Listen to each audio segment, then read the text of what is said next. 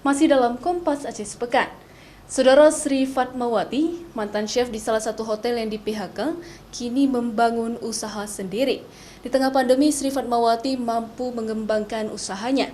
Usahanya berkembang karena konsep program Jumat Berkah untuk yatim piatu, yaitu menyumbangkan makanan bagi anak yatim. Program Jumat Berkah dimulai Sri Fatmawati sejak Agustus 2020 lalu di rumahnya yang berada di Desa Menasah Papun, Krung Barunajaya, Aceh Besar, di mana awalnya ada donatur yang memintanya untuk menyiapkan makanan untuk disumbangkan kepada anak yatim piatu di sejumlah panti asuhan di kota Banda Aceh. Kemudian program Jumat Berkah ini terus dilanjutkan Sri bersama suami dengan dibantu oleh beberapa kerabat untuk menyiapkan makanan. Saban Jumat, seratusan bungkus makanan baik nasi maupun jenis makanan lainnya dibagikan. Sri biasanya menerima pesanan nasi dari para donatur, lalu nasi tersebut dibagikan untuk yatim piatu, baik yang berada di panti asuhan maupun yang tersebar di sejumlah desa di Banda Aceh dan juga Aceh Besar. Program Jumat Berkah ini terus bertambah.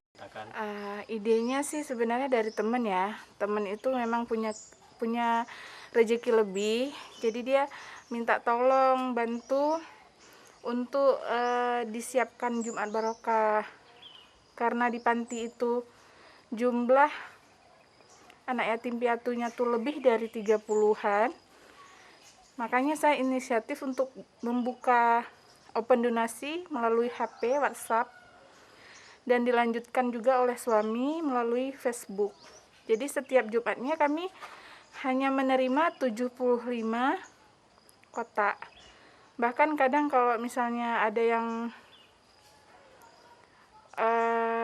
ikutan mau antar ke panti yang lain boleh juga gitu.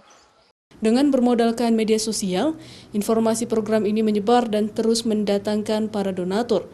Profesi ini dia jalankan sesudah dia di PHK dari sebuah hotel. Namun, berkat keahlian memasak yang ia miliki, Sri mulai bangkit perlahan meskipun membuka usaha kecil-kecilan dari rumah. Syahril, Kompas TV, Aceh Besar.